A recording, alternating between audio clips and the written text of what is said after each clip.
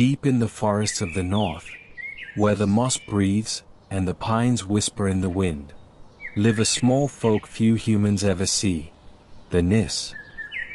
Some dwell beneath the crowns of the bilberry thickets, where sunlight dances in fleeting glimmers.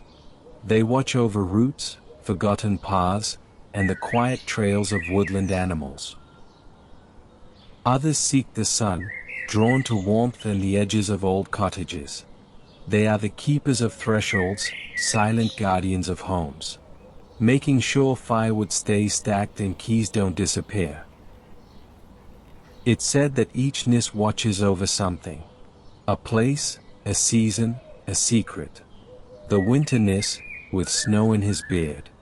The summer Nisse, warm as the sun. The forest Nisse, quiet as moss. They rarely reveal themselves, but sometimes you might feel you're not alone. The Nisse are here, between shadow and sunlight, memory and myth. Their story begins when you bring one home. The Nisse are here, each one quietly waiting for a forever home. Adopt yours at liljashandicraft.com.